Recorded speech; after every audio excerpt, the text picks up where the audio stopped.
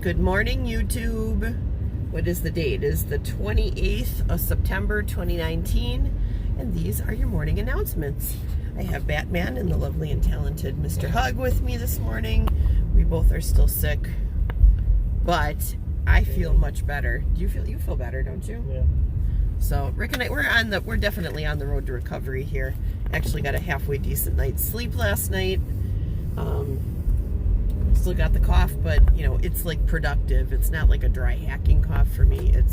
I'm coughing and it's productive, so that's good. So I tried to spend a little time in a bunch of different rooms last night. Started off at Wandering Haggis's room, which was really fun. And Sue Spray, I love you. I'm gonna keep saying that. I still feel like a jerk, but you know what? You're awesome. You're awesome. You're awesome. Then I went to Miss Canadian Scrapper's room for a little while. Then I ate supper. Then I went into Lisa Free Spirit's room for a little while. Then I got exhausted and I went back to Miss Canadian Scrapper's room, said goodnight to them, and then I got offline. So I tried to hit as many as I could yesterday just to say hi to everybody, but I couldn't spend a lot of time at all of them because I worked a long day yesterday. I got a long day today, and we got a long day tomorrow. So I needed to get some rest because I got to get past this cold or it's just never going to go away. And it'll be there forever and ever. And that'll suck, won't it, Mr. Hug? Yeah. Yeah. So I was mentioning in Lisa Free Spirit's room last night that we were talking about the desert and how it's such for whatever reason, it's such a spiritual place. And I wanted to share my spiritual experience in the desert with you. Before I do, remember, you can go into the settings for this video and you can change the settings. You can change the playback speed to go faster. So if you want to hear me go through my story much faster, go right ahead and do that. I'll sound like a chipmunk, but I don't care as long as you hear the story, because the story is what is important. So my cousins live in California, and they live in Temecula, California, and they live up in the mountains. They don't live down in the city. They live up in the mountains. What mountains are those? Santa Cruz Mountains?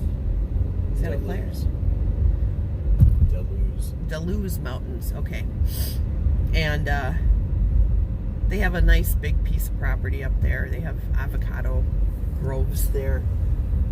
Why does my butt feel hot? Oh, somehow I turned on the seat heaters. I'm like sitting here going, "Ooh!" I'm talking about the desert and my butt's getting hot.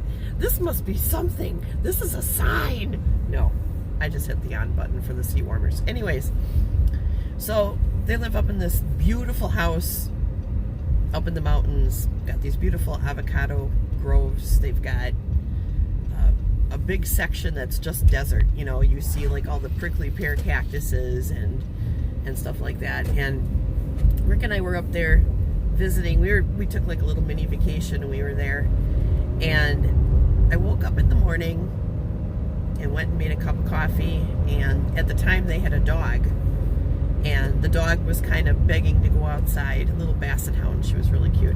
So I opened up the door, we walk outside, and I walked out into this desert mountain property. Not real far, but I walked out into it. And the first thing I noticed was, because we're up high and you would look down on the valley, I noticed that there was like a fog that was kind of hanging over the valley. And you couldn't see like their next closest neighbor, which was what, a mile away?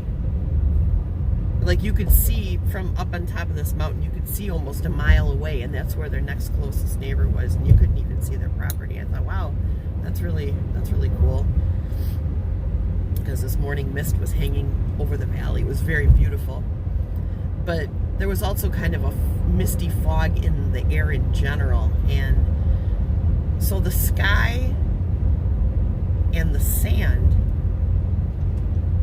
and all the colors from all the different things were very muted. They were almost like, it was hard to even differentiate where the ground ended and the sky began, because the colors were so close. And so I'm just standing there, and I'm, watching the dog kind of sniff around, and all of a sudden I felt like this really strange energy just start coming up through my feet. And at first I thought I was completely imagining it, and I thought, well, what is this? Almost, it was tingly, like your legs were falling asleep. And so this feeling came up through my feet and into my legs and then into my thighs, and then I'm like, what is going on here, right? So I'm really hyper aware of what's happening. And then it got into my chest and my arms, and it got up to my neck, and I could feel it going up into my face, and I'm like, am I having a stroke? What the heck is going on here? As soon as it got to my eyes, the entire world changed. Instead of everything being like completely muted and washed out, all these vibrant colors came just out of everything, okay? Every little tiny piece of green that was out there in the desert, I could see it. I could see it. I couldn't see it before, but now it stood out. I mean, little tiny pieces of green on cactuses and other little ground plants were just like, pow. I could see like red very vibrantly, like there were prickly pear cactuses nearby that were blooming, and I could see that red just, wow. And the sky, which was kind of gray and cloudy, sort of like it is not right now here, all of a sudden was wide open and had cleared up, and the fog had burnt off, and the sky was like the most brilliant cyan blue I've ever seen in my life. There were little clouds here and there, and there were all kinds of colors in the clouds, like yellows and pinks, and even a little bit of blue and gray and purple. And I was like, whoa, this is amazing. And I thought, did I accidentally touch some sort of animal that's giving, or plant that's giving me like some sort of hallucinogenic experience, because that's what it felt like. It felt really otherworldly. And it lasted for a good 5 minutes. I was like, I felt like I was connected to everything there. I could feel everything. Here's another experience with that. I seen a bee going towards one of those prickly pear cactuses that was blooming, and I felt the bee. I mean, I was 15 feet away, but I could feel it moving. I could feel it touching the flower. And I'm like, what is happening? What is happening? And just like that, it was done. And I look around, everything is muted again. The sky was clear. Okay, the sky didn't get foggy again, but everything was muted again, and the colors were gone, and I didn't feel that connection anymore.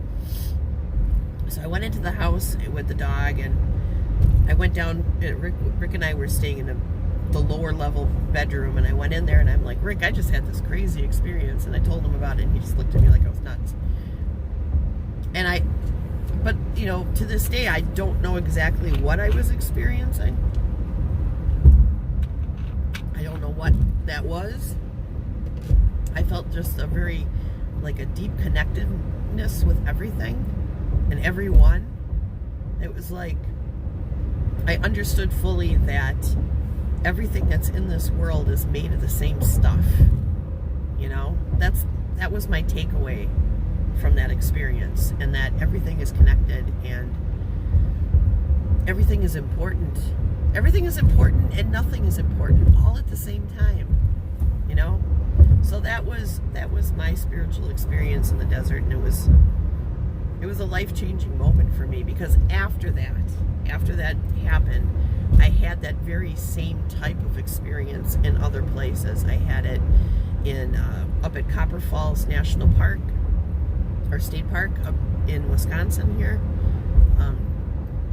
and I had it one other place too, but it escapes me where it was or what it was. It wasn't as vibrant as the the desert experience or the forest experience I had. But in the forest experience,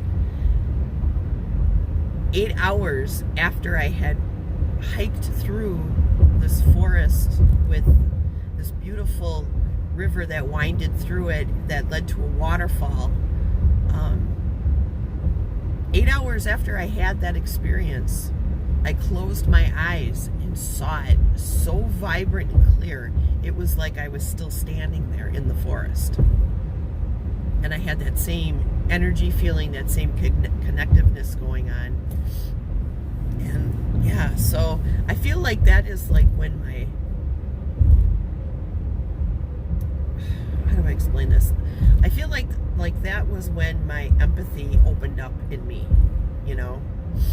Like when I realized that I had the ability to connect to people and things on a deeper, more spiritual level, if that makes sense. So anyways, that's my story. That's what I wanted to share with you guys. I hope you guys have a great day and a great weekend. Please continue praying that I get better, because it's working. You guys, it's working. You guys are praying and it's working. So please continue to do that. And I'll continue praying for you guys, the ones who have asked me to pray. So I love you guys. Mwah. Take care. Say goodbye, Mr. Hug. Bye. All right, take care, everybody. Batman's waving. All right, bye-bye.